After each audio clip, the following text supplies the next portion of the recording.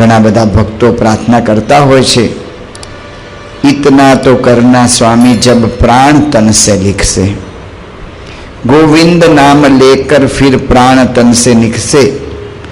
तो गोविंद नु नाम लेता लेता, भगवान नु नाम लेता लेता दशरथे પોતાનો દેહ છોડી દીધો.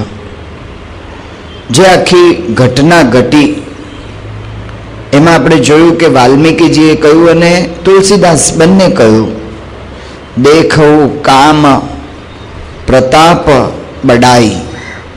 કામનો પ્રતાપ આ જુઓ.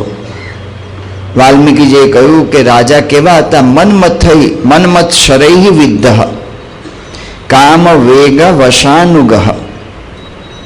દશરથ રાજા એમણે જે કંઈ આવી ભૂલ કરી દીધી. માણસ માત્ર ભૂલને પાત્ર, ભૂલ જીવનમાં થઈ જાય, પણ જો ભગવાન પ્રધાન થાય તો એની ઘડી એ બધી સુધરી જાય છે. એમને રામ પ્રધાન થઈ ગયા, તો રામ પ્રધાન થયા તો મરણનું ફળ પણ એ પામી ગયા, કારણ કે અસાધારણ જોડાણ ભગવાન રામ સાથે એમનું થઈ ગયું. એવી એમને પ્રીતિ રામ સાથે હતી. તો માણસનું જોડાણ ભગવાન અને સંત સાથે કેવું છે ને, એના પર બહુ મોટો આધાર રહે છે.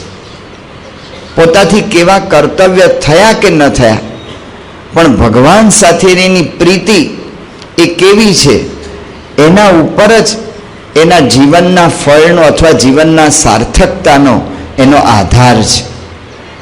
જોબન ભગીને જોઈએ તો ખૂંખાર લૂંટારા હતા. ઝવેરચંદ મેઘાણીએ માણસાઈના દીવાની આગળ પ્રસ્તાવનામાં લખ્યું છે કે માણસોના માથા કાપી નાખવા એ જોબન પગી જેવા લૂંટારૂ માટે ખાલી રીંગણાનું શાક કે કોબીનું શાક સુધારવા જેવું જ હતું. આવો ખૂંખાર લૂંટારો.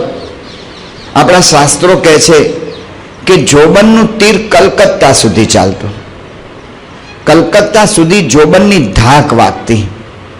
જેમ અત્યારે કોઈ માણસને કોઈ હેરાન કરતો અને કોઈ કે દાઉદની ગેંગનો મને સપોર્ટ છે, અથવા તો પછી કંઈક કોણ ઓલા ગૌલી કે એવા કોકનો મને સપોર્ટ છે, તો બીજો માણસ એને હેરાન કરતો એને ગભરાય.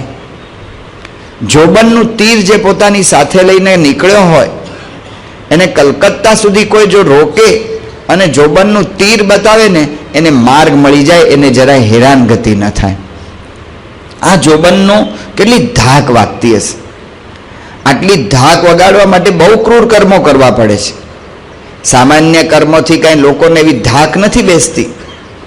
ફૂલન દેવી માટે આપણે જાણીએ છીએ કે હમણાં થોડા વખત પહેલાં એમણે દેહ છોડ્યો કે ખૂન થયું. તો એ ફૂલન દેવી ભલે પાછળથી સંસદ સભ્ય થયા હતા, પરંતુ એણે એની ધાક કેવી રીતે બેસાડેલી. જ્યારે એનો ધણી ડાકુ એ દેહ મૂક્યો પછી ફૂલનના હાથમાં ચાર્જ આવ્યો. તો ફૂલન જ્યારે પોતાના ઘરે હશે ત્યારે જે કોઈ જમીનદારો એને હેરાન કરી હશે એ ગામમાં એણે ધાડ પાડી ને એક સાથે લગભગ 30 જમીનદારોને એક સાથે ઊભા રાખ્યા અને રાતના એક સાથે લાઈનમાં ઊભા રાખીને પોતાની જ બંદૂકથી ધડ ધડ ધડ ધડ 30ને મારી નાખ્યા. 30નું એક સાથે ખૂન થયું, સોપો પડી ગયો, એક થાક બેસી ગઈ કે આ બાઈને અડવા જેવું નથી. આવી ધાક બેસાડવા માટે આટલું બધું ક્રૂર કર્મ કરવા પડે. જોબને કેટલા બધા ક્રૂર કર્મ કર્યા હશે.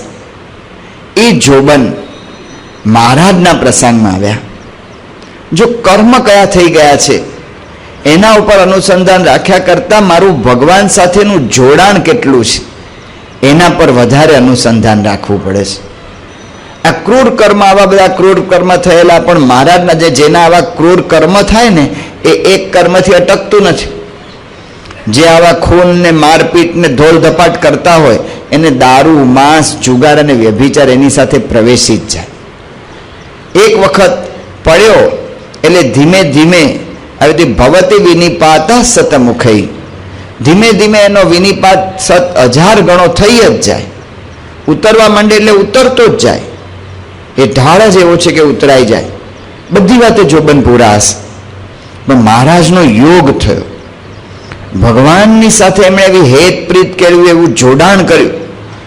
પેલા બધા ધંધા તો જોબને મૂકી દીધા. કશ્યપભાઈએ પૂછ્યું કે જોબન, હું જાણું છું કે સ્વામિનારાયણ ગધેડામાંથી ગાય કરે છે, એ વાત સાચી છે? જોબન કે મને જ જોઈ લો ને, આ મારું પ્રત્યક્ષ પ્રમાણ.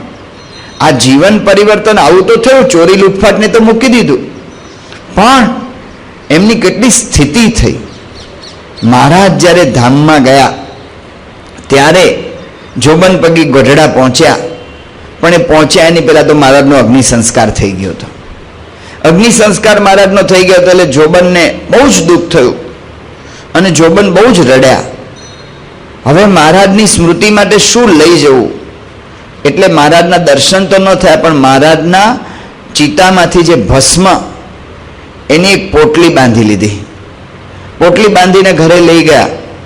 મહારાજ વગર ચેન પડે નહીં, ખાવા પીવાનું ભાવે નહીં, ખાઈ જ ના શકે. એમના પત્નીએ એમાં યુક્તિ કરી કે આમના દેહ પડી જશે એટલે જે કંઈ ભોજન હોય એની અંદર થોડી થોડી મહારાજની ઓલી ભસ્મ પધરાવે અને કે આ તો મહારાજની પ્રસાદી છે. પ્રસાદી જાણીને જમી જાય ને એનાથી દેહ ટકે. નાનકડી એવી પોટલી કેટલી ભસ્મ મળી હોય, હજારો હરિભક્તો. એટલે પોટલી બહુ બહુ તો 2 મહિના 3 મહિના ચાલે. 3-4 મહિને જ્યારે ભસ્મ ખૂટી ગઈ, જોબનને બપોરે જમવાનો થાળ આપ્યો. પત્નીને એમ કહેવાય રોજ ટેવાઈ ગયા છે જમતા, એટલે હવે વાંધો નહીં આવે. શરૂઆતમાં થોડો એવો વિરહ હોય એટલે એમણે થાળ મૂક્યો. જોબને પૂછ્યું કે પ્રસાદી ક્યાં? પ્રસાદી તો ખલાસ થઈ ગઈ છે. ખલાસ થઈ ગઈ શબ્દ સાંભળ્યા ને જોબને, અને એનું પ્રાણ પંખેરું ઉડી ગયું. જીવન મરણ ફલુ દશરથ પાવા. જીવન અને મરણનું ફળ, આ મરણનું ફળ પામી ગયા જોબન પગી જેવા. જોડાણ ભગવાનને સંત સાથે કેવું છે ને, એના પર બહુ આધાર રહે છે જીવનની સાર્થકતાનો. જો આપણે રામસંગ બાપુ પરમ પૂજ્ય સ્વામીશ્રીના સમાગમમાં આવ્યા રીસુભાના યોગથી, અને રામસંગ બાપુએ સંતોને કહ્યું હતું કે મેં બધી વાતે પૂરો હતો, કોઈ રીતનું કોઈ અભ્યાસ કે એવું તો કરેલું, પણ દાદાગીરી મારપીટ ને એનાથી જ ચાલે.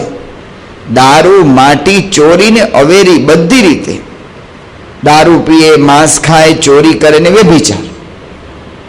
રામસંગ બાપુને કે જ્યારે પરમ પૂજ્ય સ્વામીશ્રીની પધરામણી એમણે પહેલી વાર કરાવી, બાપાની પધરામણી થઈ ત્યારે બાપાને પધરામણી કરી, બધું ઠાકોરજી પધરાવ્યા, બધું વાતચીત થઈ. પછી કોઈ બાપા બધા ઓરડામાં ફરો. ઓરડામાં સ્વામીએ ફૂલ છાંટ્યા. બાપુએ કહ્યું કે બાપા પાછળ આવો વાડામાં. એટલે બાપુ પાછળ વાડામાં તો બધો ભંગાર રાખવામાં આવે, એમાં ક્યાં બાપાને લઈ જાઓ છો? લઈ જાઓ તો દિવાનખંડમાં લઈ જાઓ, કોઈક સારા ઓરડામાં લઈ જાઓ, પાછળ ક્યાં શું કામ લઈ જાઓ છો? બાપુ કે ના બાપા પધારો. એટલે આગ્રહ કરે બાપુ કે ના બાપા તમે પાણી લો પ્રસાદીનું ઠાકોરજી. બાપુ અહીંયા કંઈ તમારે નવા મકાન કરવાના છે?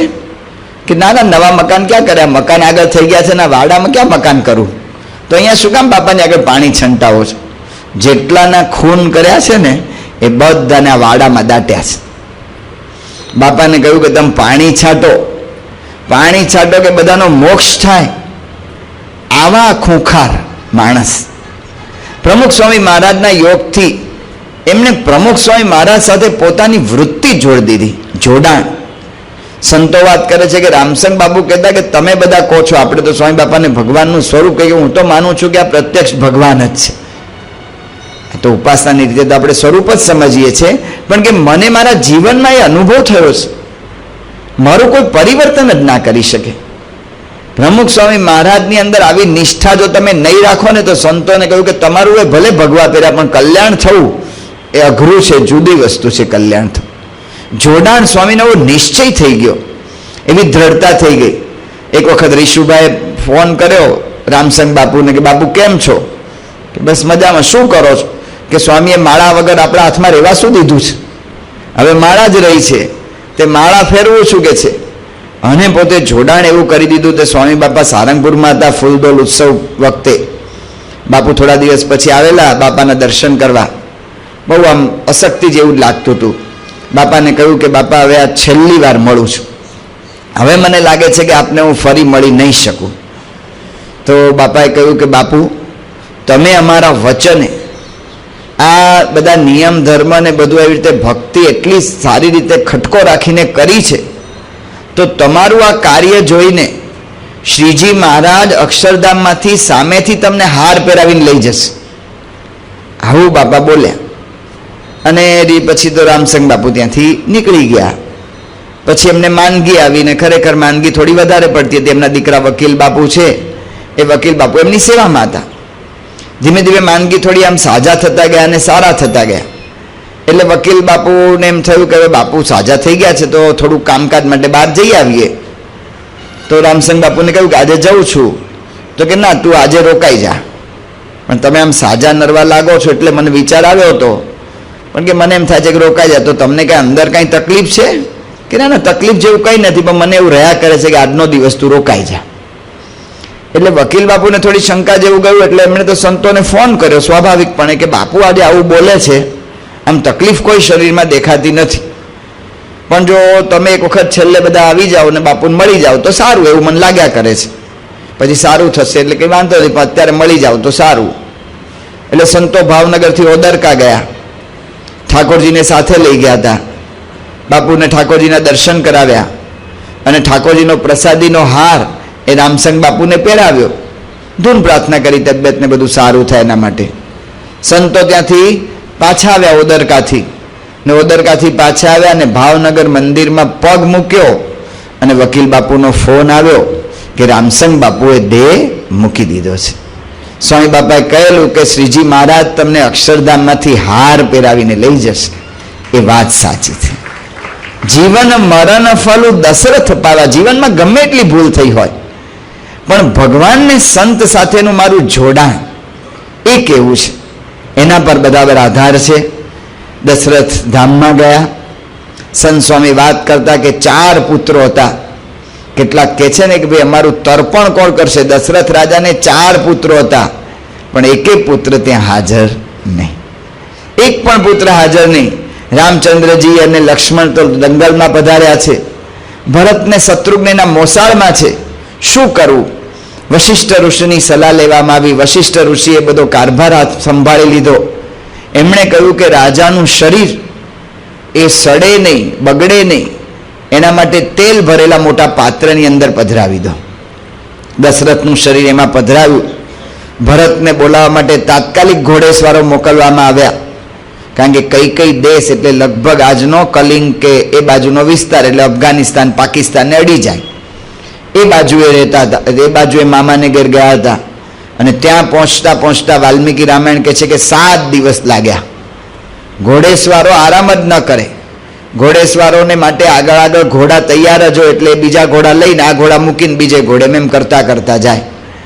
તો ત્યાં પહોંચવાની એને વાત કરી ઘોડેસવારોને કે ભરતને સંદેશો આપજો કે ગુરુ બોલાવે છે, બીજું કંઈ જ કહેતા નહીં. ભરતજીને ત્યાં સંદેશો મળ્યો અને ભરતજી એ તરત જ ત્યાંથી નીકળ્યા. ભરત જ્યારે આ નીકળ્યા ત્યારે વાલ્મીકી રામાયણમાં આવે છે કે ભરતે અયોધ્યાને જોઈ તો દૂરથી એમને અયોધ્યા પીળા ધૂળની ઢગલી જેવી દેખાણી, કે આ ધૂળ જેવી આમ સુમસામ કેમ અયોધ્યા છે? ભરતને પ્રશ્ન થયો. વચ્ચે વચ્ચે પણ થોડા અપસુકોનો થયા, એટલે શંકા દ્રઢ થવા માંડી અને ભરત જ્યાં અયોધ્યામાં પધાર્યા. હવે આપણે આ ભરતજીના ચરિત્રમાં પ્રવેશ કરીએ છીએ. ભરતજીનું ચરિત્ર અદ્ભુત છે. જ્યારે અયોધ્યા પધાર્યા ત્યારે ભરતને જેટલા સામા મળે માણસો, કોઈ ભરત સામે હસીને વાત ના કરે, કોઈ ભરતને બોલાવે નહીં. રાજાની પ્રણાલિકાને હવે ભરત રાજા થશે એક મનમાં બીક, એને લીધે દૂરથી ભરતને પ્રણામ કરે, પણ ભરતથી લોકો દૂર જતા રહે. ભરતને તો કંઈ ખ્યાલ જ નથી. જે દોષ એનો નથી એની શંકા એની ઉપર કરવામાં આવી છે, અને ભરતને બધા જ શંકાની દ્રષ્ટિએ જુએ કે આમાં કૈકેયીની સાથે સાથે ભરતનો 100% હાથ, નહીતર કૈકેયી આટલું બધું જોર કેમ કરી શકે? જે વાંક એનો નથી, જે ગુનો એનો નથી, એ દ્રષ્ટિથી આખી અયોધ્યા નગરી ભરતને જોઈએ. કોઈ ભરતને મળે નહીં, ભરત સામે હસે નહીં, ભરત સામે બોલે નહીં, શિષ્ટાચારથી દૂરથી વંદન કરીને બધા જતા રહે. ભરતને આઘાત લાગ્યો, નવાઈ લાગી કે શું છે આ, કેમ આવું થઈ રહ્યું છે? એટલે ભરત પોતાના નિવાસ સ્થાને પધાર્યા અને કૈકેયી તો ભરતની રાહ જોતા હતા. એટલે કૈકેયી એકદમ દોડતી આવી અને ભેટી અને ભરતને પોતાને મહેલે લઈ ગઈ. કૈકેયીએ બધું પૂછ્યું કે કેમ છે મામા, બધા કુશળ છે ને, દાદાનું કેમ છે, ઘરમાં કેમ છે, આ બધી કુશળતા પૂછી. ભરતે બધું ટૂંકમાં પતાવી દીધું કે બરાબર જ છે, બધા કુશળ છે. માં, મારે તમને પૂછ્યું કે પિતા ક્યાં છે? આપણા મહેલમાં નથી તો શું કૌશલ્યા માતાના મહેલમાં છે? પિતા ક્યાં છે? અને સીતા અને રામ અને લક્ષ્મણના દર્શન મને ક્યાં થશે? કૈકેયીએ કહ્યું કે જો ભાઈ, બધું કામ છે ને મેં સુધારી લીધું છે. આ મંથરા બિચારી મદદરૂપ મને થઈ એટલે બધું કામ એકદમ સુધરી ગયું. થોડુંક હવે આ નસીબના યોગે આપણને થોડુંક છે ને એટલું એક ખોટું થયું કે રાજા તારા પિતા એ દેવલોક પામી ગયા, કહેતા કે દેહ મૂકી ગયા. અને ભરતને સખત આઘાત લાગ્યો. ભરત સ્તબ્ધ થઈ ગયા, જમીન ઉપર પડી ગયા. અને એ હજી તો આઘાતમાંથી ભરત નીકળે એટલે ભરતે કહ્યું કે તો મને રામના દર્શન કરાવો, રામને બોલાવો. હવે પિતા જો છત્ર છાયા મારી જતી રહી તો મારા માટે રામ જ છત્ર છાયા છે. રામને બોલાવો, મારે જાણવું છે કે પિતા છેલ્લે છેલ્લે શું કહી ગયા છે, એમનો છેલ્લો સંદેશ શું હતો, એમનો છેલ્લો આદેશ શું હતો, એ મારે જાણવું છે. એટલે ભરત એમ રડવા માંડ્યા અને કહેવા માંડ્યા.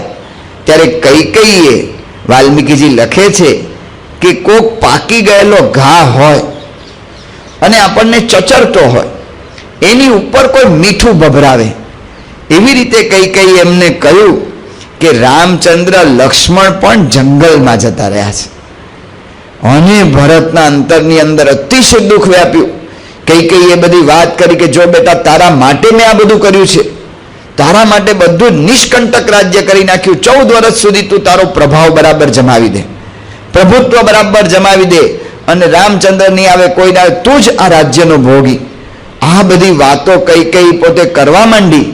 જેમ જેમ કરે એમ ભરતને જાણે પોતાના કોઈ ઘા માર્યો એની ઉપર મીઠું વારંવાર ભભરાવતા હોય એવી કારની બળતરા ઉપડી. અને ભરત જેવા બહુ જ સજ્જન માણસ, બહુ વિવેકી ભરત એ લક્ષ્મણજીની જેમ વારંવાર બોલ્યા ના કરે, બહુ વિવેકી છે. આખા રામાયણમાં ભરતની વાતો બહુ જ ઓછી આવશે, પણ ભરતજી એ ત્યારે આ જ્યારે વાત સાંભળી ત્યારે ભરત બોલ્યા કે પાપીણી, તે અમારા આખા કુળનો નાશ કરી નાખ્યો. વૃક્ષને કાપીને પાંદડાને પાણી છાંટ્યું, ત્યાં કર્યું શું? મને એમ થાય છે કે તું ક્યાં મારી માં થઈ?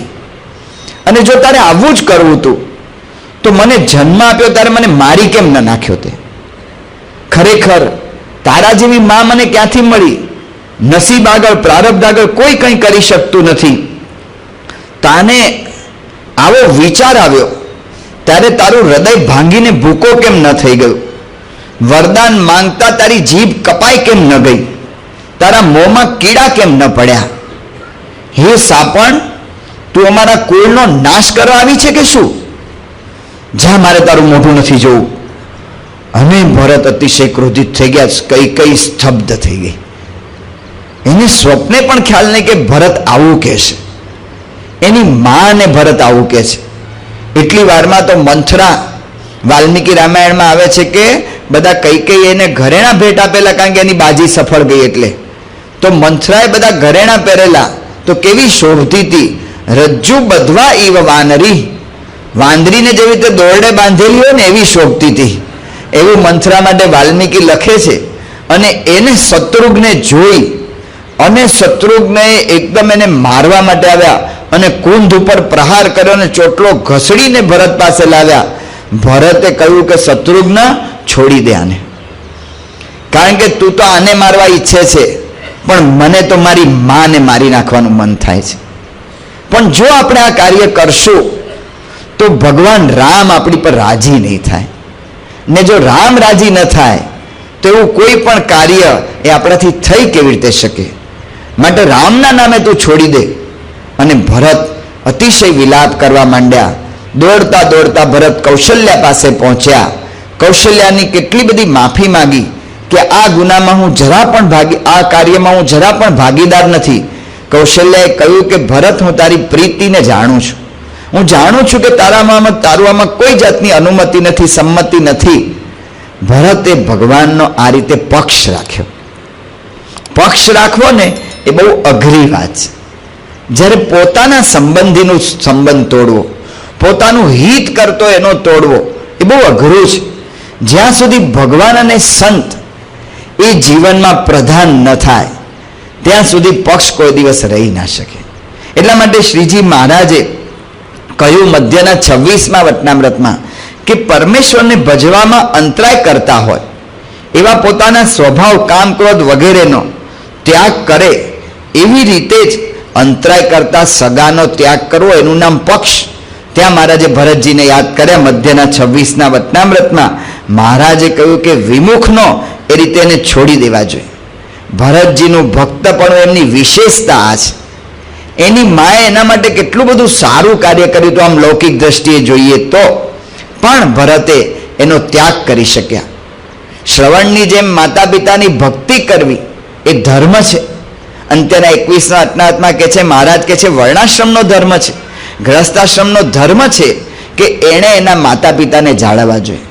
પણ જો એના સગા, એના સંબંધી ભગવાનથી વિમુખ થતા હોય તો એને ગમે તેમ કરીને એને પાછા પાડવા, એને રોકવા, એને પાછા વાળવા, અને જો ન બની શકે વધારે કંઈ એ ન વળે તો એનો ત્યાગ કરવો એ ભાગવત ધર્મ છે. અંત્યનું 21મું વચનામૃત. અને એટલા માટે ભરતે જોયું કે કઈ છે એ અહમ મમત્વથી અત્યારે આંધળી થઈ ગઈ છે. કૌશલ્યા સાથેનો એનો અહમ એ કાયમ ટકરાય છે, અને મારી વચ્ચે મારા પ્રત્યેનું મમત્વ એ એને કાયમ આવી રીતે આ કાર્ય કરાવે છે. અને આ કાર્યમાં એણે કેટલું નુકસાન કરી નાખ્યું. રાજા દશરથ જેવા પવિત્ર રાજાનું મૃત્યુ, રામ જેવા રામ એને વનવાસ, કૌશલ્યા વગેરે એને પોતાના પિત્રનો વિરહ, અયોધ્યાવાસીઓએ ઉત્તમ શાસન ગુમાવ્યું. લૌકિક દ્રષ્ટિએ કે આધ્યાત્મિક દ્રષ્ટિએ બધી જ રીતે કહ્યું કે આ નુકસાન કર્યું છે, એટલે હવે એને પંપાડવામાં કોઈ માલ નહીં. બે પ્રકારની ચિકિત્સા થાય, કહેતા કે દવા આપણા રોગને મટાડવાની પ્રક્રિયા થાય. એક તો પહેલા દવા લેવી પડે, પણ જ્યારે દવાથી રોગ ન મટે ને અને જરૂર પડે ને તો એનું ઓપરેશન કરવું પડે. બધા જાણતા હતા કે આ તો ખાલી એક ગુમડું છે, એટલે સુમંત્રએ, વશિષ્ઠએ, સુગ્ન સજ્જન સન્નારીઓએ, સ્ત્રીઓએ બધાએ કૈકેયીને સમજાવવા પ્રયત્ન કર્યા. પણ ભરતે જોયું કે આ ગુમડું નથી, આ તો કેન્સરની ગાંઠ છે. આ ગાંઠને ઓપરેશન વગર, દુઃખ આપ્યા વગર આ ગાંઠ દૂર નહીં જ થાય. અને એટલે ભરતે આવી રીતે શબ્દના ઘા માર્યા, અને ઘા મારીને કૈકેયીનો અહમ અને મમત્વ તોડે છે. રામનું હિત કરવામાં ભરત કૈકેયીને જોડે છે. આ જ ભરતની મોટામાં મોટી માતા પિતાની સેવા છે. ભગવાન અને ભગવાનના આશ્રય મૂકવા આ મોટા મોટી માતા પિતાની સેવા છે. એટલા માટે તુલસીદાસજીએ કહ્યું કે જા કે પ્રિયન રામ બૈદેહી તજીએ તાહી કોટી બૈરીસમ યદ્યપિ પરમ સનેહી. એને કોટી વેરી જેમ છોડી નાખવા, યદ્યપિ પરમ સનેહી તુલસી સો સબ ભાતિ પરમહિત પૂજ્ય પ્રાણ સે પ્યારો. એ જ બધી રીતે અમારો હિત કરનારો, એ જ અમારા પ્રાણથી સૌથી વધારે પ્યારો. કોણ? જાસો હોય સ્નેહ રામ પદ એ તો મતો હમારો. અમારો મત શું છે કે જેને રામ સાથે હિત હોય ને એ અમારે માટે પ્યારો. એટલા માટે જ શ્રીજી મહારાજે નીલકંઠ વર્ણી વેશે આવી આ કીર્તન મહારાજે મધ્યના 57માં ગૌરાવેલું. નીલકંઠ વર્ણી વેશે જ્યારે મહારાજ હતા ત્યારે રામાનંદ સ્વામીને પત્ર લખ્યો, ત્યારે ભક્ત ચિંતામણીના પત્રીના પ્રકરણમાં 42ના પ્રકરણમાં કહ્યું, જુઓ વિભીષણે તજો ભ્રાત તેમાં તજી ભરતજીએ માત તજી વિદુરે કુળની રીતિ ઋષિ પત્નીએ તજ્યા સંબંધી ગોપીએ તજો પતિનો સંગ પુત્ર વેન તજો રાજા અંગ તેની અપકીર્તિ ન થઈ સામુ કીર્તિ શાસ્ત્ર માહી કહી માટે એ રીતયાનાદિ ખરી, કૃષ્ણ વિમુખ મેલવા પ્રહરી. ભગવાનથી વિમુખ થાય અને મૂકી દેવા. અંત્યના 7મા વચનામૃતમાં મહારાજ કહે છે કે આવો પક્ષ રાખે, એને જબરા એવા કામ ક્રોધિક દોષો હોય ને એ પણ એના દૂર થઈ જાય પક્ષ રાખવામાં. કારણ કે એને ભગવાન પ્રધાન થઈ જાય. એને કોઈ પોતાનો અહમ કે મમત્વ પ્રધાન ના રહે, એને ભગવાન પ્રધાન રહે. એટલે કામ ક્રોધિક શત્રુ એના નાશ પામી જાય. ભરત અને દશરથ એ બંનેમાં આ જ ભેદ છે. દશરથ સજ્જન છે, ધર્મમાં બહુ નિપુણ છે, ધર્મિષ્ઠ પુરુષ છે. એટલા માટે દશરથે વિચાર કર્યો કે આ કૈકેયીએ મારો જીવ 2 વખત બચાવેલો, એટલે મારે એને 2 વરદાન આપવા એ મારી ફરજ છે. અને ફરજનું પાલન કરવા માટે, ધર્મનું પાલન કરવા માટે દશરથે પ્રતિજ્ઞા મુજબ એને વરદાન આપ્યા. એને કહી ના શક્યા કે જા તારા વરદાન મારે ફોક. આવી રીતે જો તું ભગવાનની વિરોધી થતી હોય તો એ વરદાન ધર્મ બર્મ કાંઈ મારી આગળ રહેશે નહીં. વાલ્મીકી રામાયણમાં આવે છે કે દશરથ કહે છે કે ધર્મ બંધેન બધોસ્મી નષ્ટા ચ મમ ચેતના. હું ધર્મના બંધનથી, આ લૌકિક ધર્મ જે છે એના બંધનથી હું બંધાઈ ગયો છું, એટલે મારી ચેતના નાશ પામી ગઈ છે. એ જ પ્રસંગ અર્જુનને થયો. આ ભાગવત ધર્મ છે, અસાધારણ ધર્મ છે. સામાન્ય ધર્મ વર્ણાશ્રમનો છે, એના કરતાં આગળનો ધર્મ છે. એ જ પ્રસંગ અર્જુનના વખતમાં થયો. અર્જુને પણ એ જ કહ્યું. અર્જુને જ્યારે જોયું કે મારા દાદા ભીષ્મ, મારા ગુરુ દ્રોણ એ બધા મારી સામે ઊભા છે, કથમ અહમ ઈશુભિહન્યામ ભીષ્મમ ચ દ્રોણમ ચ મધુસૂદન, હું આ લોકોને કેવી રીતે મારું? એટલા માટે કહ્યું નષ્ટા ચ મમ ચેતના ગાંડીવમ સંસ્રતે હસ્તાત ત્વચ્છ પરિદય્યતે વેફતુશ્ચ હૃદયમ મે રોમહર્ષશ્ચ જાયતે. નહીં શકનો ઊભો, હું આવી રીતે ઊભો રહેવા સમર્થ નથી. મારા હાથમાંથી ગાંડીવ સરી જાય છે, મારી ચામડી બળે છે, મારું માથું ભમે છે, મારું આખું શરીર ધ્રુજે છે. શું કરું મને કાંઈ ખબર પડતી નથી. ન યોસ્યેતિ તુષ્ણીમ બભુવા, હું લડી નહીં શકું. ત્યારે ભગવાન શ્રી કૃષ્ણે કહ્યું કે ધર્મ કયો છે? ભગવાન અને ભગવાનના સંતનો જે પક્ષ રાખવો ને એ જ ધર્મ છે. એ ધર્મની વાત ભગવાને ત્યાં કરી. એટલે દશરથની વાત આપણે કરતા હતા કે દશરથનો જીવ બચાવ્યો, એટલે દશરથે કૈકેયીને 2 વરદાન આપ્યા. અને એમાં ભગવાન રામને વનમાં જવું પડ્યું તો પણ ધર્મ મૂકી ન શક્યા. પણ જ્યારે ભગવાન રામ જતા રહ્યા પછી જે વિરહ અગ્નિ થયો અને વિરહની અંદર એમણે કૈકેયીનો ત્યાગ કર્યો, સંપૂર્ણ રામભાઈ બની ગયા. ત્યારે તુલસીદાસજીએ કહ્યું કે જીવન મરણ ફલ દશરથ પાવા. એટલે પણ આ ભરતજી, ઓલામનો તો ખાલી જીવ બચાવેલો છે દશરથનો, પણ ભરતજીને તો કૈકેયીએ જન્મ આપ્યો છે. એની માતા છે, એને પાળ્યા છે, પોષ્યા છે, એને સાચવ્યા છે, રાખ્યા છે. એવી માતાનો પણ ત્યાગ કરી દે છે ભરત. આનું નામ ભગવાનના ભક્ત. એટલા માટે મહારાજે કહ્યું કે નિયમ, નિશ્ચય ને પક્ષ એ 3 જેમાં હોય ને એ પાકો સત્સંગી, એ ભગવાનના ભક્ત. આનો અર્થ આપણે એવો નથી કહેતા કે મા બાપનો ત્યાગ કરી દેવા, તો ઘરમાં કંઈક વાંધો પડે કે નથી કરતા એટલે ત્યાગ કરી દે, એવી રીતે એમાં શીખવાનું નથી. પણ વર્ણાશ્રમના ધર્મની અંદર ભાગવત ધર્મ જો મુખ્ય રહે તો આ કૌટુંબિક એકતાની જે કંઈ બધી વાતો થાય છે ને એ એની અંદર આવી જ જાય. સંત સ્વામી વાત કરતા કે ઓલો બળદ લેવા જાય ને તો બગાઈ માગવી ન પડે જુદી કે 10-12 આપજો, કેટલા નહીં આપશો. એ બળદની હારે બગાઈ આવી જ જાય. જેને ભાગવત ધર્મ ખરા અર્થમાં, સાચા અર્થમાં ભગવાન અને સંત પ્રધાન થાય ને એની અંદર આ આવી જ જાય. ભરત પક્ષ રાખે છે ભગવાન. ભરતની પક્ષની ભાવના એ કેવળ કૈકેયીને શબ્દો મારીને પાછા પાડવામાં જ નથી, પણ ભરત મન કર્મ વચને એ કેવળ એક ભગવાનમાં જોડાયેલા છે. એમણે પોતાના ઇન્દ્રિયંતકરણના ગણનું પણ નથી સ્વીકારતા. કેવળ જ્યારે જ્યારે જે કંઈ વચન સ્વીકારે છે અથવા જે કંઈ જીવે છે અથવા વર્તે છે એ બધાની અંદર કેવળ રામ જ પ્રધાન. આ ભરતની પક્ષની ભાવના.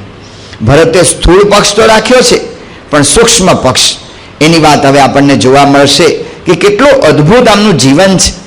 જ્યારે વશિષ્ઠ ઋષિએ અગ્નિ સંસ્કાર બાદ વિનંતી કરી કે હવે તમે રાજ્ય સ્વીકારો, સુમંત્રએ પણ કહ્યું કે ભરત તું યોગ્ય છે.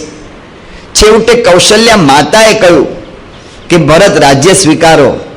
ત્યારે ભરતે કહ્યું કે ખરેખર આજે મારું નસીબ છે ને એ સૌથી વધારે બગડેલું છે. એક તો મને રામનો વિયોગ થયો, મારા માટે રામ ભગવાનને એટલું દુઃખ સહન કરવું પડ્યું છે, અને એની અંદર મને એમ હતું કે ગુરુ અને માતા કૌશલ્યા તમે તો મારા પક્ષે રહેશો, પણ તમે પણ મને આવી સલાહ આપો છો કે મારે રાજા થવું. તો મને એમ લાગે છે કે ખરેખર આના જેવું મારું બીજું કોઈ કમનસીબ નથી. બહુ સમજાવ્યા ત્યારે ભરતે કહ્યું કે હું યોગ્ય જ નથી, આ માટે હું યોગ્ય નથી. રાજ્યાભિષેક તો રામનો જ થશે, પણ રાજ્ય ચાલશે કેવી રીતે? ભરતે બધાને કહ્યું કે મને એક વિચાર આવે છે, જો તમને બધાને સંમતિ હોય તો હું એ મુજબ કરું. કે મારો વિચાર છે કે રામને પાછા અયોધ્યામાં લઈ આવીએ. ભરતની આ વાત જ્યારે સાંભળી ત્યારે બધા જ હર્ષથી પુલકિત થઈ ગયા. ભરતે નક્કી કર્યું કે ચાલો આપણે જઈએ. હું એકલો જઉં એમ નથી. માતાઓએ કૌશલ્યા માતાને કહ્યું કે જો તમારે પધારો તો કૌશલ્યા કે હું આવું છું, સુમિત્રા કે હું આવું છું, કઈ પણ તૈયાર થયા. વશિષ્ઠ ઋષિએ કહ્યું કે હું આવું છું, સુમંત્ર કે હું આવું છું, અરુંધતી વશિષ્ઠના પત્ની પણ તૈયાર થયા. અયોધ્યાવાસી બધા જ તૈયાર થયા કે વાહ ભરત, સરસ તમે કામ કર્યું. ભરતે વશિષ્ઠ ઋષિને આદેશ આપ્યો કે તમે રાજ્યાભિષેકની જે કંઈ સામગ્રી પૂજાપાદિક બધી લેવાની હોય સાથે લઈ લેજો. રામનો રાજ્યાભિષેક થશે, અને રામનો રાજ્યાભિષેક સામાન્ય રીતે ન કરાય. રામ તો ભગવાન છે, એટલે ચતુરંગી સેનાને સાથે લો, વાદકોને લો, અને ત્યાં વાંચતે ગાજતે રામનો રાજ્યાભિષેક કરીને રામને પાછા લઈ આવીએ. અને ચતુરંગી સેના અને બધા અયોધ્યાવાસીઓ બધા જ ભગવાન શ્રી રામ એ ચિત્રકૂટ ઉપર બિરાજમાન છે ત્યાં બધા જવા નીકળ્યા. ભરતે બધી વ્યવસ્થા કરી દીધી કે રાજ્ય કોણ સંભાળશે, આપણે જઈએ દરમિયાન એવા અમુક અધિકારીઓને મૂક્યા, અને આખી ચતુરંગી સેના ઉપડી. સેના યુદ્ધનું માધ્યમ છે, યુદ્ધ માટે જ કાયમ સેના લઈ જવામાં આવે, પણ ભરત જેવા ભક્તનો યોગ થયો ને, યુદ્ધનું માધ્યમ ભક્તિનું માધ્યમ બની ગઈ. ભગવાનને પાછા લાવવા માટે અથવા ભગવાનને સન્માન માટેનું એ માધ્યમ બની ગઈ. અને ભરત એ ત્યાંથી નીકળ્યા. ભરત નીકળ્યા અને સામે જ પહેલા શૃંગેવરપુર આવે, ત્યાં નિષાદે બધી જ તૈયારી કરી રાખી હતી કે તૈયાર રહેજો, આ ચતુરંગી સેનાને લઈને આવ્યો છે. જો રામનો જરા સરખા પણ વિરોધ કરતો હોય ને તો કોઈ એક વ્યક્તિને મૂકતા નહીં. અને ભરતને જ્યારે ગુએ કહેતા કે નિષાદે વાત કરી ત્યારે ભરત હાથ જોડીને કહ્યું કે ભાઈ સાહેબ મારી ઈચ્છા એવી નથી. ભરતની આ જ મુશ્કેલી. જ્યાં જ્યાં ભરત ગયા ત્યાં ત્યાં બધા એમ જ સમજે કે આ ભરત છે ને એને જ રામનું આ ગાદી પચાવી પાડી છે. ભરત દરેકને કહેતા જાય, એનો મહિમા સમજતા જાય. જે સ્થળે ગયા ત્યાં ત્યાં કોઈ કહે, કોઈ ભીલ બતાવે કે અહીંયા રામ બેઠા હતા, કોઈ કહે કે અહીંયા રામે રાત્રિવાસો કર્યો હતો, તો ભરત ત્યાં તરત જ દંડવત પ્રણામ કરે. કોઈ કહે કે મેં રામને જોયા છે, ભરત એના ચરણનું વંદન કરે. એક રાજા અયોધ્યાનો જો એકવાર ભક્તિ ઉદય થાય એટલે ભક્તિની બધી જ વાત છે ને એની મેળે જીવનમાં આવી જાય. દંડવત કરવા, ભેટવું, દરેકે દરેકને ભેટે, એનો મહિમા સમજે. એક રામનો મહિમા સમજાયો ને બધાનો મહિમા સમજાય છે. એક પ્રમુખ સ્વામી મહારાજનો મહિમા સમજાય ને તો એના દાસનો મહિમા સમજાય છે. પણ જ્યાં સુધી એના દાસનો મહિમા નથી સમજાતો ત્યાં સુધી મને સ્વામી બાપાના જીવનનો મહિમા બરાબર નથી સમજાયો. સ્વામીનો મહિમા નથી સમજાયો. ભરતની અસાધારણ ભક્તિ. નીકળ્યા બધા, ભરદ્વાજ ઋષિના આશ્રમમાં આવ્યા. ભરદ્વાજ ઋષિએ કહ્યું કે રાત્રિવાસો અહીં કરો. ના, તમારે અહીંયા રાત્રિવાસો અમારે ન કરાય. દુઃખે ન પરિહર્તવ્યા સાધવ ઋષિ. દુઃખ તો દિવસ ભીડો ન અપાય સાધુઓને અને ઋષિઓને, એટલા માટે અમારે અહીં રાત્રિ ન રોકાવાય. ભરદ્વાજે બહુ આગ્રહ કર્યો કે અહીં રાત્રિ રોકાવ, મારી ઈચ્છા છે, પણ આટલા બધા અમારી સેનાનું પોષણ કેવી રીતે કરશો? ભરદ્વાજ કે બધું થઈ જશે. ભરદ્વાજ પોતે ચમત્કારિક ઋષિ હતા. વાલ્મીકી રામાયણમાં વાત આવે છે. એટલે ભરદ્વાજ એમણે પોતાના એ શક્તિથી તરત જ એવા બધી ગાંધર્વો, અપ્સરાઓ, નદીઓ, દેવતાઓનું આહ્વાન કર્યું, અને આશ્રમની અંદર ટપાટપ બધા સરસ મજાના મહેલ તૈયાર થઈ ગયા. વાલ્મીકી રામાયણ કરે છે કે એની સાથે સાથે દૂધની નદીઓ, દહીંની નદીઓ, શેરડીના રસની નદીઓ, અને કેટલાકને જોઈતું હોય તો દારૂના ઝરણા, ભાત ભાતના ભોજન, સંગીત, નાચ ગાન બધું જ તૈયાર થઈ ગયું. અને આ બધું તૈયાર થયું. ભરત માટે એક આલિશાન મહેલ તૈયાર થયો. આલિશાન મહેલની અંદર ભરતને લઈ ગયા. સુવર્ણનું આખું સિંહાસન હતું. ભરત એ સુવર્ણના સિંહાસનને બહુ જ પ્રેમથી પગે લાગ્યા કે ભગવાન શ્રી રામચંદ્ર માટે આ યોગ્ય છે, એમ કરીને ભૂમિશૈયા કરી. લોકો તો બધા બહાર ફરતા હતા. કેટલાય દિવસે આ બધું જોવા મળ્યું. આટલું સરસ નાચ ગાન, શેરડીનો રસ, જ્યાં જો ત્યાં નદીઓ જ પડેલી હોય તે ગ્લાસ ભરી ભરીને પીવા માંડો ને ખાવા માંડો ને બધું થવા માંડ્યું. આ બધું મોજ શોખ આવી ગયો, ભોગ વિલાસ મળી ગયા. ત્યારે લોકોએ કહ્યું કે હવે એક કામ કરો, ભલે રામ વનમાં રહે અને ભલે ત્યાં ભરત તે અહીંયા રહે, આપણે લોકો અહીંયા કાયમ જિંદગીભર સુખ માનીએ. જો ભગવાનને મળવાને, ભગવાનને પાછા લાવવા નીકળ્યા છે, પણ જ્યાં સુધી અંતરમાં વૈરાગ્ય નથી ને ત્યાં સુધી પાછા ભગવાન આપણા અંતરમાં બેસી શકતા નથી કે ભગવાનને આપણે લાવી શકતા નથી. વૈરાગ્યની જરૂર. એટલા માટે પૂજા કરતા પહેલા નિધિધ્યાસન કરવું પડે છે કે હું આત્મા છું, અક્ષર છું, બ્રહ્મ છું. આ દેહ તે હું નથી, હું કોઈક જુદો છું, હું આ મારું લોક નથી. આ બધું જ જતું રહ્યું. આ દેહ જતો રહ્યો, મહેસાણા જતું રહ્યું, ગુજરાત જતું રહ્યું, ભારત જતું રહ્યું, બ્રહ્માંડ જતું રહ્યું, મારો દેહ પડી ગયો.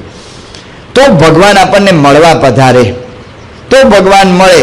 આ તો બેઠા બેઠા ઓલી કળિયુગની પૂજા કરે, આમાં માળા કરે, એ છાપવાયું લઈ લો.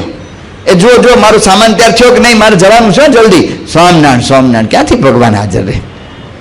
ભગવાનને મળવું હોય ને તો વૈરાગ્ય પેલા કેળવવો પડે.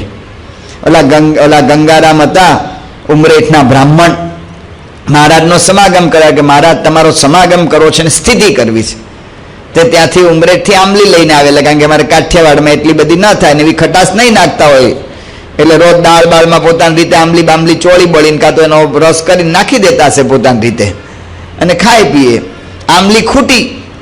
મહારાજ બહુ સમાગમ કર્યો, હવે હું ઘરે જાઉં. મહારાજ કે રોકાવ ને, હજી તમે કહેતા હતા સ્થિતિ કરવી છે ને સમાગમ કરવો છે, રોકાવ ને થોડા દાડા વધારે રોકાવ. મહારાજ હવે નહીં રોકાવાય. મહારાજ કે પ્રશ્ન શું છે? ના મારા જવા દો.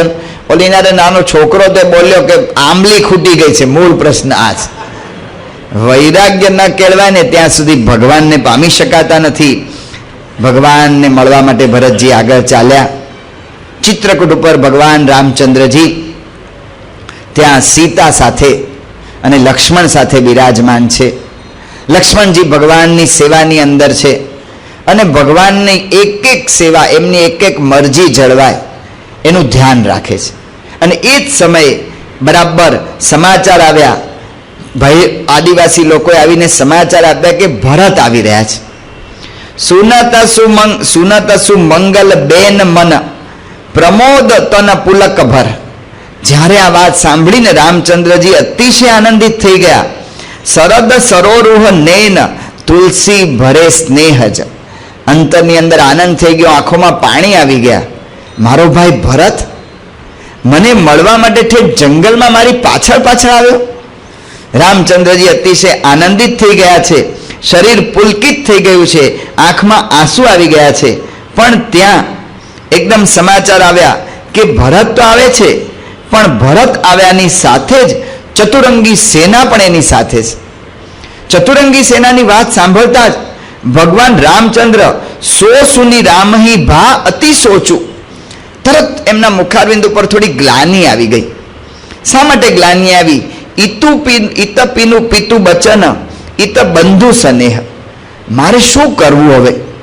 પિતાના વચનનું પાલન કરીશ કે ભાઈના સ્નેહને હું જાળવીશ? એમ રામચંદ્રજીના મુખ પર થોડી મ્લાનતા આવી ગઈ, થોડીક આમ એવી રીતે ગંભીરતા આવી ગઈ. લક્ષ્મણ સેવાની અંદર બહુ તત્પર છે. રામચંદ્રજીના મરજી શું થાય છે એ મુજબ વર્તેવા છે, એવા લક્ષ્મણ છે. ભગવાનના ભક્તો એવા હોય કે ભગવાનની મરજી એની અનુવૃત્તિ જાળનારા. લક્ષ્મણે જોયું કે રામચંદ્રજી દુઃખી થઈ ગયા. અને કેમ દુઃખી થયા? તો ચતુરંગીની વાત સાંભળી એટલે દુઃખી થયા. ખરેખર આ ભરત એના અંતરમાં કપટ છે, નહીતર શા માટે ચતુરંગી સેના લઈને આવે? રામચંદ્રજીને ધકેલી દીધા અયોધ્યાથી. જંગલમાં રામચંદ્રજી સાધુ સ્વભાવવાળા તે નીકળી ગયા અને જંગલમાં આવી ગયા તો પણ હજી એ રામચંદ્રને છોડતો નથી. અને એકદમ ગુસ્સે થઈ ગયા. અને લક્ષ્મણ ગુસ્સે થઈને કહ્યા કે જુઓ રામ, હવે આ ભરતને રાજ મદ આવી ગયો છે. જેમ ચંદ્ર એના ગુરુ મદને લઈને એના ગુરુ શ્રી બૃહસ્પતિને લઈને ભાગ્યો હતો. અધિકાર આવે ને એટલે કોઈ પણ માણસને મદ આવી જાય. જો ચંદ્રને અધિકાર મળ્યો તો બૃહસ્પતિની પોતાની ગુરુની પત્નીને ઉપાડી લીધી. નહુષને અધિકાર આવ્યો તો ઋષિઓ આગળ પાલખી ઉપાડાવી. વેન રાજાને અધિકાર આવ્યો તો હું જ ભગવાન છું એમ પોતે મનાવવા માંડ્યો. પણ ભરત તો બધાથી નીચો થઈ ગયો. એ તો પ્રત્યક્ષ ભગવાન તમને મારવા માટે આવ્યો છે, માટે હવે હું ભરતને જોઈ લઈશ, હવે તમે મને રોકતા નહીં. અને લક્ષ્મણ અતિશય ક્રોધિત થઈને બધું બોલવા માંડ્યા. ભગવાન રામચંદ્રજી લક્ષ્મણને જોયા જ કરે છે. એ વખતે એકદમ આકાશવાણી થઈ કે સહસા કરી પાછે પછતાઈ. તરત ઉતાવળથી કોઈ કામ કરશો ને તો કદાચ પાછળથી પસ્તાવાનું થશે. આકાશવાણી ચેતવ્યા લક્ષ્મણને. લક્ષ્મણ સ્થિર થઈ ગયા. એમણે જોયું કે આકાશવાણી થઈ તો આ શું છે. મહારાજે પણ શિક્ષાપત્રીમાં કહ્યું, કાર્યમ ન સહસા કિંચિત. કોઈ પણ કાર્ય ઉતાવળે ન કરવું. ઉતાવળા સો બાવરા, ધીરા સો ગંભીર. કોઈ પણ કાર્ય તરત ઉતાવળે કાર્ય કરવા માંડે. કોઈક એક જણનો ગલ્લીમાં બરાબર, એક શેરીમાં બરાબર કોકનો ગલ્લો ચાલતો હોય ને પાનનો, તો કે હું એ નાખું. એટલે ભાઈ એક નો ચાલે, બે ના નો ચાલે. ઉતાવળે કામ ના કરવું, બરાબર તપાસ કરવો. ઉતાવળે કામ થયું. આપણે હર્ષદ મહેતા હતા. એ હર્ષદ મહેતાએ શેર બજારને કંઈક બહુ ઊંચું લાવી દીધેલું. તે એણે ઉતાવળે એટલા બધા શેર બધાએ ખરીદ્યા કે એના પછી કથા કરવા ગયા હતા રાજકોટની અંદર હું, તે આપણા હરિભક્તો કેટલા બિચારા હાવ પગ નીચે આવી ગયા. હાવ ગરીબ માણસો, એક તો મધ્યમ, ને શેરનો લોભ લાગ્યો. ભાઈ તેલ જુઓ, તેલની ધાર જુઓ. કાર્યમ ન સહસા કિંચિત. મહારાજ અહીંયા કાર્યમ ન સરે, અહીંયા રામાયણની અંદર કે પહેલા કરીને પાછે પછતાહી, કે પહેલા આપણે કરી નાખીએ અને પછી સહસા કરી પાછે પછતાઈ. એના માટે વાલ્મીકી રામાયણ અહીં માનવના સંબંધોમાં વાત વાપરે છે. આ સૂક્તિ કે માણસોની સાથે સંબંધ રાખવાની અંદર પણ સહસા કરી પાછે પછતાઈ. ઉતાવળે બોલી જવાય, ઉતાવળે કંઈક કરી નાખે અને પછી પસ્તાવે. વેવાઈને યારે ઝઘડા કરી નાખે અને પછી કાયમનું દુઃખ. કન્યા એને ઘેર આવી જ ના શકે, અથવા તો સગપણથી તૂટી જાય, અથવા છૂટાછેડાના પ્રશ્ન આવી જાય. સહસા કરી પાછે પછતાય.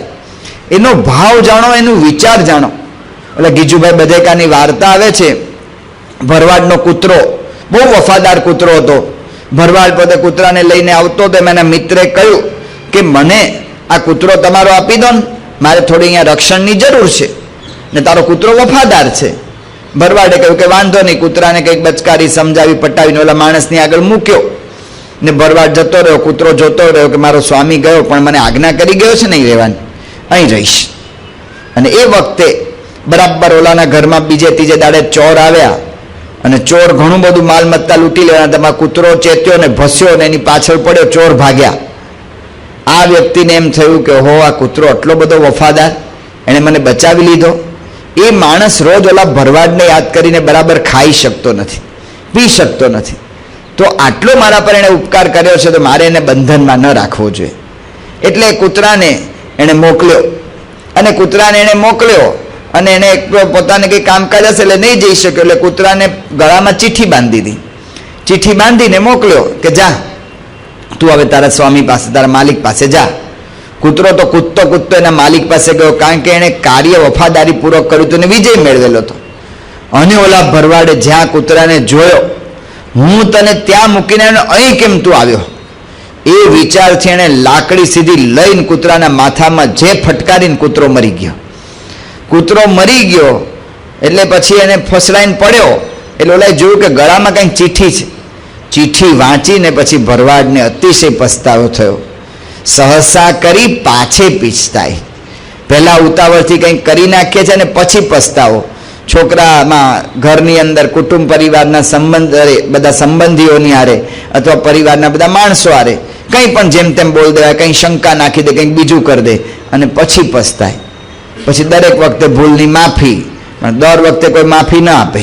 પછી એનાથી પછી એક જાતનું આપણી સાથે બંધ ઓલું થઈ જાય. તો કરે સહસા કરી પાછે પીછતાય. તો એટલા માટે કહે છે કે સહસા કરવું નહીં. કોઈ પણ વ્યક્તિની ધારણા ના કરી લો ભાઈ, કે આ આવી જ છે. ધારણા કરીને પછી, કારણ કે આપણું મગજ કેવું છે કે નેગેટિવ છે, એટલે જે સહસા કરવાની પાછળનું જે બળ છે ને એ આપણી ધારણા છે. એ ધારણા છે આપણી કે આવું છે. અને મન કાયમ એવું જ કરે. પૂછે ડૉક્ટર સ્વામી કે મોહન સ્વામી સભામાં પધાર્યા હોય અને કોકના વખાણ કરે, અને કોકના વખાણ કરે આપણી પાસે અહીંયા સભામાં કે જુઓ આ કેવો તિલક ચાંદલો કરે છે, ગમે ત્યાં પણ કરે છે, એમ તેમ કંઈક વાત કરે, તો હું શું વિચાર કરું કે તિલક ચાંદલો કરે છે પણ ઘર સભા તો કરતા નથી. તરત એનો ગુણ છે ને કાપી નાખવાનો, તરત જ. આવા મોટા સંતના વચનમાં વિશ્વાસ ન રહે આપણને. પણ અહીંથી સભામાંથી બહાર નીકળીએ અને કોઈ પાનનો ગલ્લાવાળો મળે અને ગલ્લાવાળો પૂછે આપણને કે ઓલા ભગત તમારા મંદિરમાં આવે છે? કે હા, અમારા મંદિરમાં રોજ કથામાં બહુ નિયમિત હોય છે. કે કેમ તમારે પૂછવાનું થયું? કે આ તો ખાલી એમ જ, કે આ તો અમારે ગલ્લે આવે છે ને એટલે પૂછ્યું. તરત વિચાર શરૂ થાય કે ગલ્લે હું કામ જતા હશે? ગુટકા બુટકા ખાતા હશે? આમ તો દેખાતું નથી, પણ એ કંઈક ખાનગીએ ખાઈ લેતા હોય. જો તરત એના એટલો 2 પૈસાનો માણસ છે, 2 બદામનો આદમી જેવું કહેવાય, કે જેને કશી એના ચારિત્ર્યમાં કંઈ નથી, એની અંદર આપણે કંઈ જાણતા નથી, પણ અવગુણની વાત, નેગેટિવ વાત છે ને એમાં તરત વિશ્વાસ. આ મોટી તકલીફ છે. એમાં આપણને તરત વિશ્વાસ બેસી જાય કે હા કંઈક તો હશે. ત્યાં વિચાર નથી આવતો. ડૉક્ટર સ્વામી મોહન સ્વામી કહે તો ત્યાં એનો ગુણ કાપી નખાય છે. એમાં અવિશ્વાસ આવે છે, અને આમાં આપણને વિશ્વાસ આવી જાય છે. એટલા માટે કહે છે કે આપણું મગજ આવું છે, એટલા માટે કામ કરતા પહેલા વ્યવહારમાં વારંવાર વિચાર ન કરવો. સહસા ન કાર્યમ કિંચિત. આવી રીતે કોઈ પણ કાર્ય ઉતાવળે ના કરવું, વિચાર કરવો, જોવું, થોભવું. કાર્ય કરતા પહેલા ઊભા રહેવું. ખરેખર હું આ કાર્ય કરું છું એ બરાબર છે ને, યોગ્ય છે ને? એટલા માટે ધીરજ રાખવી. એટલા માટે નિષ્કાળ સ્વામી કહ્યું કે ધીરજ સમ નહીં ધન રે સંતો, ધીરજ સમ નહીં ધન. આવે અર્થ એ દોયલે ધન રે સંતો. ધીરજનું રૂપી એક ધન છે. જેમ બેંકની અંદર મેં મારા 2 લાખ 5 લાખ 30 લાખ 50 લાખ ગમે એટલા બેલેન્સ કરી નાખ્યા છે, એમ મારે મારા મગજની અંદર ધીરજને બેલેન્સ કરી રાખવી પડશે. તો સહસા કરી પાછે પીછતા એ વખત ના આવે. અહીંયા આકાશવાણી થઈ લક્ષ્મણજીને ચેતી ગયા. આપણને પણ આકાશવાણી થતી હોય છે. ખોટું કાર્ય કરતા વખતે જો થોડા ઘણા ઊભા રહીએ ને તો તરત અંતરની અંદરથી સાક્ષી આપણને બોલાવે છે. સ્વામી બાપાને એક વખત કહ્યું હતું કે કારણીના 11મા વતનાથમાં કહ્યું છે કે જ્યાં જ્યાં ભગવાનને સંત આજ્ઞા કરે ત્યાં ભગવાનની મૂર્તિ ભેળી આવે. તમે આજ્ઞા કરી દીધી, તેમ છતાંય અમને કેમ વિઘ્ન આવ્યું? તો બાપાએ કહ્યું કે જેમ અંતરની અંદર જેમ ટેલિફોનમાં ઘંટડી વાગે ને એમ ભગવાન ઘંટડી વગાડે છે, પણ ટેલિફોન જ ઉપાડે નહીં તો આકાશવાણીને સાંભળવી પડે. ટેલિફોનને ઉપાડવો પડે, સાક્ષીને સાંભળવો પડે, તો આપણને આવી રીતે એમાંથી આપણે ચેતી જવાને પાછા ફરાય. લક્ષ્મણ એ સ્થિર થઈ ગયા. લક્ષ્મણ સ્થિર થયા એટલે રામચંદ્રજીએ બધો એમનો ઉભરો સાંભળી જ લીધો. જો ભગવાન રામચંદ્રજીને પ્રમુખ સ્વામી મહારાજ આપણને શીખવાડે છે કે કેવી રીતે કોઈ ગુસ્સે થાય ને ત્યારે આપણે વર્તવું, બધું જ સાંભળી લીધું. સ્વામી બાપાની સામે ગોંડલમાં એક ભાઈ આવ્યા હતા, સભા મંડપમાં જ એટલો બધો ઉભરો ઠાલવા માંડ્યા ને એવું જેમ તેમ બોલવા માંડ્યા. સત્સંગી નહોતા, બધા હરિભક્તો અને સંતો બધા અકરાઈ ગયા, આમને તેમને ઊંચા થઈ ગયા. સ્વામી કે તમે બધા શાંત રહો, એને પહેલા એનો ઉભરો ઠાલવી લેવા દો. એટલે બરાબર ઓલા બધો ઉભરો ઠાલવી લીધો. પછી સ્વામી એની વાત શરૂઆત કરી એની યારે. એમ રામચંદ્રજી એનો બધો ઉભરો ઠાલવી લીધો. પછી શું કર્યું? એમણે કહ્યું, પહેલું વાક્ય રામચંદ્રજી શું બોલ્યા કે ભરત તું કહે છે ને એ વાત સાચી છે. કારણ કે અધિકાર આવે ને તો કોઈ પણ વ્યક્તિ ભ્રષ્ટ થઈ જાય, એ વાત સાચી છે. એટલે ભરત લક્ષ્મણને તરત એમ થયું કે વાહ, મારો મતનો સ્વીકાર થયો, મારી વાતને સાચી માની. લક્ષ્મણ શાંત થયા. એટલે રામચંદ્રજીએ કહ્યું કે અધિકાર આવે એટલે કોઈ પણ વ્યક્તિ એને આવી રીતે એનું મન બદલાઈ જાય, એ વાત સાચી છે. પણ અત્યાર સુધીમાં તું જુએ છે કે ભરતની વાત તો જુદી છે. અત્યાર સુધીમાં ભરતને કોઈ દિવસ એવી રીતે અહંકાર આવ્યો છે? ભરતે કોઈ દિવસ આપણો વિરોધ કર્યો છે? તો તું વિચાર કર કે આ તું વાત કે છે ને કે રાજમદ આવે તો એનાથી આ બધું થાય, એ કોને માટે વાત છે? નાહીન સાધુ સભા જેહી સે. જેણે સંતોનો સમાગમ ના કર્યો હોય ને એને અભિમાન આવી જાય. ભરતે તો એવો યોગ કર્યો છે કે એના અંતરમાં કોઈ દિવસ આવો ભાવ ના આવે. જો સંતોનો સમાગમ કર્યો તો અધિકાર એને કોઈ દિવસ નડે નહીં. આપણા સંપ્રદાયમાં આપણે જોઈએ છીએ દાદા ખાચર, જીણાભાઈ રાજા હતા પણ કમળસિંહ વાંઝા જેવા સામાન્ય ભરીભગત એની સેવા કરી. પ્રમુખ સ્વામી મહારાજના યોગમાં આપણે જોઈએ છીએ કેટલા બધા હરિભક્તો. ઓલા પુસ્તકની અંદર લખ્યું છે જેણે ગુણે રીજ્યા ગિરધારીમાં, ઓલા ચેરી હિલના ડોક્ટર રાજીવ વ્યાસ, એની નીચે 800 માણસ કામ કરે, 38 તો ડોક્ટર કામ કરે, પણ સંતોની સભા એમણે સેવેલી છે ને, તો એ રાજીવ વ્યાસ આટલા મોટા ડોક્ટર ચેરી હિલના સંડાસ બાથરૂમ સાફ કરવાની જવાબદારી એની, એ સંડાસ બાથરૂમ સાફ કરે. આપણે જોઈએ છે ડોક્ટર રોહિતભાઈ, ડોક્ટર દીપકભાઈ, બધા ડેન્ટિસ્ટ છે લંડનના સારામાં સારા, પણ વાસણ ઉટકવાની જવાબદારી એમની. લંડનમાં હરિભક્તો રવિવારે જમી જાય પછી વાસણ ઉટકવાની સેવામાં રોહિત અને દીપક પહેલા હોય. આપણે સુરતની અંદર મોટા મોટા ઓલા મોરડિયા અને બધા છોકરાઓ છે, બધા જુવાનિયા અને બધા સારા છે, બધા દેશ પરદેશ એમનો વેપાર ચાલે છે, એટલે લાખોપતિ છે. પણ પ્રમુખ સ્વામી મહારાજે એમને ટકોર કરી હશે એટલે સુરતના જનરલ હરિભક્તોના સંડાસ બાથરૂમ દર રવિવારે બધા ભેગા થઈને સવારથી બપોર સુધી સાફ કરે. જેને સંતોની સભા સેવી હોય એને કોઈ દિવસ અધિકાર નડે નહીં. માટે ભરતને રાજમદ ન થાય. લખણ તુમાર સફત પિતુ આના, સુચિ સુબંધુ નહીં ભરત સમાના. લક્ષ્મણને રામજી કે છે, આ કેટલો સંબંધ કેવો છે આપણને વિચાર આવે. રામ લક્ષ્મણને કે છે કે હું પિતાના સમ ખાઈને કહું છું કે અને કે ભરત જેવો બીજો કોઈ ભાઈ નથી, એટલે હું તમારી હારે આવ્યો, તમારે માટે આટલું કરું માને યાદ નહીં કરવાનું. લક્ષ્મણ એમ ના પૂછે. લક્ષ્મણ પણ ભગવાન રામચંદ્રજીનું સ્વીકારે છે કે વાત સાચી છે કે ભરત જેવો કોઈ ભાઈ નથી. અને એ વખતે આ બધી વાતચીત ચાલતી હતી. એ જ સમયે ભરત એ ચિત્રકૂટ ઉપર જ્યાં રામે પોતાની કુટીર બાંધી છે, રામ ભગવાનનો જે આશ્રમ છે, ત્યાં ભરતજી પધારી ચૂક્યા.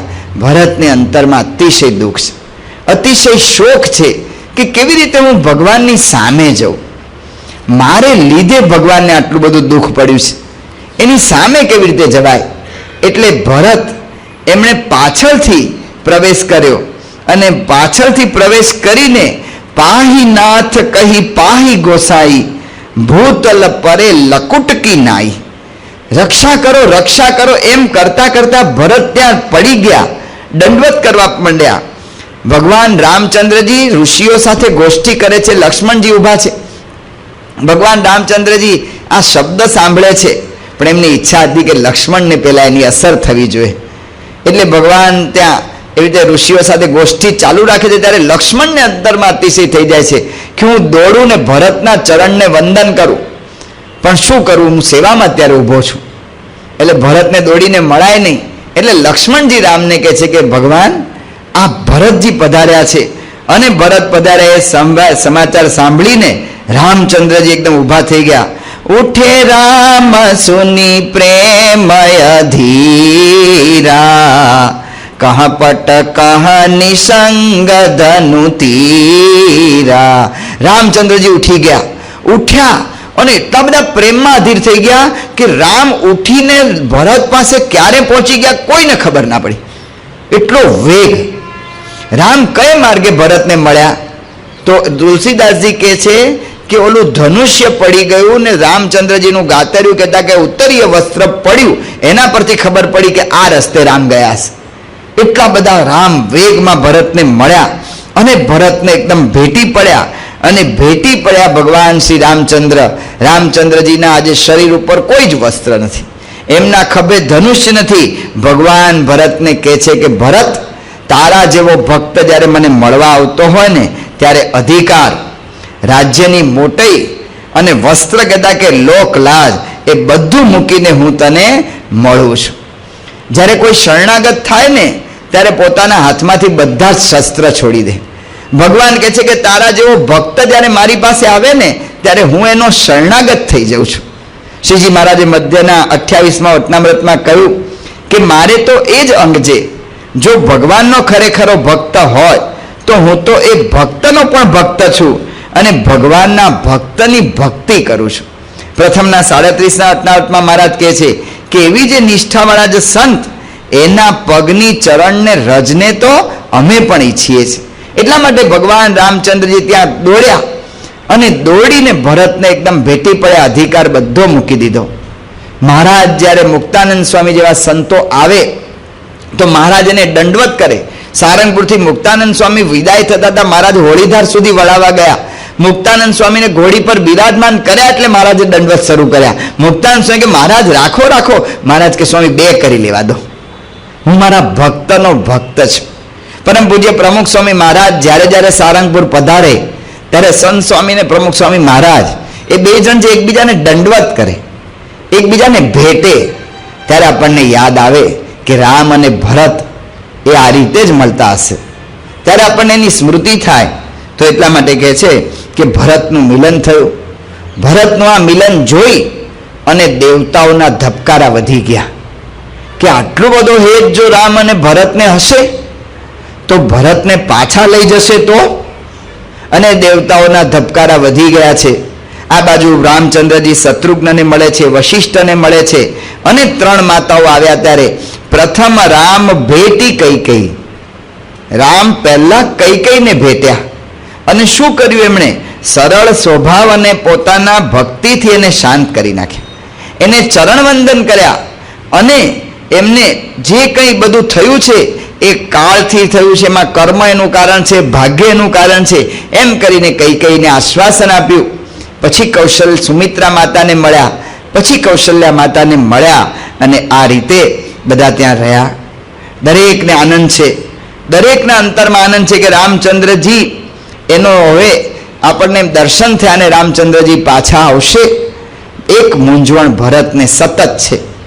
ભરતજી એક સતત મૂંઝાયા કરે છે કે શું કરવું, મારે રામનો રાજ્યાભિષેક કેવી રીતે કરાવવો, કેવી રીતે રામને મારે વાત કરવી કે આ વાત સ્વીકારે. ગુરુ વશિષ્ઠ આજ્ઞા કરશે, કૌશલ્યા માતા આજ્ઞા કરશે, કેવી રીતે હું આગ્રહ કરી શકું? કારણ કે હું તો સેવક છું. સેવકથી પોતાના સ્વામી આગળ કશું જ ના બોલાય. સેવકે તો પોતાના સ્વામી આગળ હાથ જ જોડવાનું. ઓલા ગુલામને પૂછ્યું કે તને શું ખાવાનું ફાવશે? મારા સ્વામીની જે માલિકની મરજી. તને કેવું ઘર ફાવશે? માલિકની મરજી. તને કેવા વસ્ત્ર ગમશે? માલિકની મરજી. આનું નામ ગુલામ. મારી થોડી ઘણી પણ મરજી હું રાખું અને હું રામચંદ્રને એમ કહું કે તમે આમ કરો ને તમે કરો ને કરો જ. આવું તો મારાથી બોલાય કેમ? જો આવું બોલું તો મારો સેવક ધર્મ જતો રહે અને ન બોલું તો રામને દુઃખ પડશે. શું કરું? હરિગુરુ હરિગીરી તે ગુરુ સેવક ધર્મ. સેવક ધર્મ છે ને હિમાલય કરતા, હિમાલયને ચડવા કરતા પણ મોટો છે. એટલા માટે કહ્યું નીતિ શતકની અંદર કે સેવા ધર્મ પરમ ગહન યોગિનામપી અગમ્ય. યોગીઓ પણ આ સેવાનો ધર્મ છે ને એને પામી નથી શક્યા. ભરત વિચાર કરે છે કે શું કરવું. વશિષ્ઠ ઋષિને કહ્યું ભરતને, ભરત મૂંઝવણમાં હતા એટલે કે ભરત એક કામ થાય, જો તું છે ને જંગલમાં જાય ને તો રામને અમે કહીએ કે રામ પાછા આવી જાય. ભરત તો અતિશય પ્રસન્ન થઈ ગયા. આવું મારું સદભાગ્ય ક્યાંથી કે રામને અયોધ્યાવાસ ને મારો વનવાસ. એટલે ભરત એ ત્યાં ગયા. વશિષ્ઠ બેઠા છે, ભરતજી છે, રામ સીતા ને લક્ષ્મણજી છે, અયોધ્યાવાસીઓ બધા ત્યાં બેઠા છે. ત્યારે રામ ભગવાને કહ્યું કે ગુરુ તમે જેમ કહો એમ હું કરું. વશિષ્ઠે કહ્યું કે હું કહું એમ કરો એના કરતા ભરત કેમ કરો. ત્યારે ભરતજીને કહ્યું કે તમારી શું આજ્ઞા છે. જો ભરતના હાથમાં બધી બાજી આવી ગઈ. પણ ભરત કેવા ભક્ત છે. આપણે વાત કરતા હતા પક્ષ. ભગવાનની જે મરજી છે ને એનાથી વિરુદ્ધ બીજું ન કરવું ને સૂક્ષ્મ પક્ષ. ઓલો સ્થૂળ પક્ષ છે પણ ભગવાનની મરજીથી બીજે ન જવું. પૂજ્ય મોહન સ્વામી કહે છે કે સૂક્ષ્મ પક્ષ છે. એ સૂક્ષ્મ પક્ષને ધારે એવાતા ભરત એકદમ ગદગદ થઈ ગયા કે રામ હું તો ભૂલને પાત્ર છું ને તમે આવું બોલો એ તમારી મોટી છે. હું તો મારું જીવન અત્યારે હારી ગયો છું. હૃદય હેરી હારે હું મોરા, એ કહી ભાતી ભલહી ભલ મોરા, ગુરુ ગોસાઈ સાહિબ સિંહ રામુ લાગત મોહી નિક પરિણામો. મારું જીવન અત્યારે હું હારી ગયો છું, મારે લીધે તમને આ દુઃખ પડ્યું, પણ તમે મારા સીતા ને રામ એ મારા ઈષ્ટદેવ છો અને મારા ગુરુ વશિષ્ઠ છે, એટલે મને એમ લાગે છે કે મારું પરિણામ સારું આવશે. બાકી મારો જીવનમાં કંઈ સારું થઈ શકે એવી મને લાગતી નથી કોઈ ગતિ. જે એટલે કે છે ને કે મને થતું પણ હું ઢળી પડીશ અમુક શ્વાસમાં, પણ પ્રભુ કૃપા કે સંત તમે મળ્યા જીવન પ્રવાસમાં. ગણિત દહીંવાલાએ પરમ પૂજ્ય સ્વામીશ્રીની સામે આ ગાયેલું, પ્રભુ કૃપા કે સંત તમે મળ્યા જીવન પ્રવાસમાં. મને થતું કે ઢળી પડીશ અમુક શ્વાસમાં, મને હતું કે મરી જ જઈશ, પણ ભગવાનને સંત તમે મળ્યા, હું શું બોલું એમ કરીને બધે ભગવાનની આગળ કહે છે કે જો સેવકો સાહિબુ સંકુચી નિજહિત ચહઈ તાસુમતી પહોંચી. જે સેવક પોતાના માલિકને સંકોચમાં નાખે, પોતાના હિત માટે પોતાનું હિત જોઈને એને પોતાના માલિકને સંકોચમાં નાખે તો એની મતિ પહોંચી છે, એની મતિ એ મતિ જ નથી. આ ભરતનો પ્રેમ. કાર્યાણીનું 11મું વચનામૃત. પ્રેમ છે ને મિલનમાં અનુભવાતો નથી, પ્રેમ મરજીના પાલનમાં અનુભવાય છે. બે જણ ભેગા થઈને ઓહો મને તારા માટે બહુ હેત છે અને પછી પાછળથી એનું કાપે, એ પ્રેમ નથી. પ્રેમ મિલનમાં અનુભવાતો નથી, પ્રેમ એની મરજીના પાલનમાં અનુભવાય. એટલા માટે કાર્યાણીના 11મા વચનામૃતમાં મહારાજે પ્રેમની વ્યાખ્યા એના કરી કે ગોપીઓએ શ્રી કૃષ્ણ ભગવાન સાથે રાસ રમણ ક્રીડા કરી. ભગવાન સ્વામિનારાયણે એ કહ્યું કે જ્યારે ભગવાન શ્રી કૃષ્ણ નીકળી ગયા ગોકુળ વૃંદાવનથી, ગોપીઓ આખી રાત તૈયારી કરી રાખેલી કે ભગવાનને નથી જ જવા દેવા, પણ ભગવાન જ્યારે નીકળી ગયા ત્યારે ગોપીઓ એ પોતે ભગવાનને રોકવા માટે ઊભી રહી અને ભગવાનને જોયા. હજી તો ભગવાનને નક્કી કર્યું હતું કે રથના આડા સૂઈને પણ ભગવાનને નથી જવા દે. ભગવાન બહાર નીકળ્યા. શ્રીમદ ભાગવત લખે છે ભગવાન શ્રી કૃષ્ણ ગોપીઓને મળવા નથી ગયા. એટલે ભાઈ 15 ફૂટ ડગલા તમને ચાલતા શું વાંધો આવી ગયો? તો 15 ફૂટ મળી આવ્યા હોત તો પણ ભગવાન શ્રી કૃષ્ણ ના ગયા, કારણ કે ગોપીઓ એવી ભક્ત હતી. શ્રી કૃષ્ણ ભગવાન ત્યાં ઊભા રહ્યા, ઘરની બહાર નીકળ્યા, રથની ઉપર પગ મૂકતા ભગવાન શ્રી કૃષ્ણે એક વખત ગોપીઓ સામે જોયું અને ગોપીઓ ખાલી ભગવાનના ઈશારાથી સમજી કે ભગવાનની અહીંયા રહેવાની મરજી નથી, અને ગોપીઓએ શ્રી કૃષ્ણ ભગવાનને માર્ગ કરી આપ્યો. ભગવાન શ્રી કૃષ્ણ નીકળી ગયા. જિંદગીભર ગોપીઓ ભગવાન શ્રી કૃષ્ણ માટે તડપતી રહી, પણ મથુરા તો ગોકુળથી ખાલી 12-15 કિલોમીટર જ છે, તો મહી વેચવાના બાને પણ ગોપીઓ કોઈ દિવસ શ્રી કૃષ્ણના દર્શન કરવા ન ગઈ. મહારાજે કહ્યું કે આનું નામ પ્રેમ. પોતાના પ્રિયતમની મરજી ન લોપે ને એનું નામ પ્રેમ. ભરતજી કહે છે કે મારે શું કરવું? તમને હું સંકોચમાં નાખું? તમને હું આગ્રહ કરું? પછી ભરતે વાત કરી કે ભગવાન, જો તમારી ઈચ્છા હોય તો રાજ્યાભિષેકનો સામાન તૈયાર છે. 3 જુદા જુદા વિકલ્પ ભરત બતાવે છે કે કાં તો એક કામ કરો, હું ને શત્રુઘ્ન રામ તમારા બંનેની બદલીમાં અમે બંને જંગલમાં જઈએ, કાં તો એના કરતાં વધારે સારું એ છે એવું કરો કે શત્રુઘ્ન અને લક્ષ્મણ એ બંને આવી રીતે અયોધ્યામાં જાય, આપણે 2 જંગલમાં જઈએ. અને કાં તો એવું કરો કે જો સૌથી સારામાં સારું એ છે કે તમે અયોધ્યા પધારો અને પિતાની આજ્ઞા પાળવા માટે તમારા વતી અમે 3 ભાઈઓ જંગલમાં જઈએ. બધા જ એકદમ સ્થિર થઈ ગયા કે વાહ ભરત, તમે આ બોલી શકો. ભયઉન ભુવન ભરત સમભાઈ. આ ભુવનની અંદર ભરત જેવો ભાઈ એ હજી સુધી કોઈ થયો નથી. જો ભરત જેવો ભાઈ, ખાલી આ તો આપણે આધ્યાત્મિક વાતો કરે છે, પણ લૌકિક રીતે પણ જોઈએ તો ભરત જેવા ભાઈ થવા માટે પોતાના લાભનો ત્યાગ કરવો પડે. એને પોતાના લાભને વિશે કહેતા કે લૌકિક સુખને વિશેની રુચિ એને ઓછી કરી દેવી પડે. અને ભરત જેવો ભાઈ જેને જોઈતો હોય ને એને પોતે રામ બનવું પડે. એક ભાઈ પોતાના કારને ધોઈ રહ્યા હતા. 2 પાડોશીઓ ભેગા થઈ કે કલા નવી કાર ક્યારે લાવ્યો? તો કે મારા ભાઈએ મને ભેટ આપી. તો ઓલા એકે કહ્યું કે મને પણ આવો ભાઈ હોત તો કેટલું સારું. તો બીજો બોલ્યો કે તારા જેવો હું થઈ શક્યો તો કેટલું સારું કે મને એવો ભાઈ મળત. જો જોઈતું હોય ને તો બનવું પડે.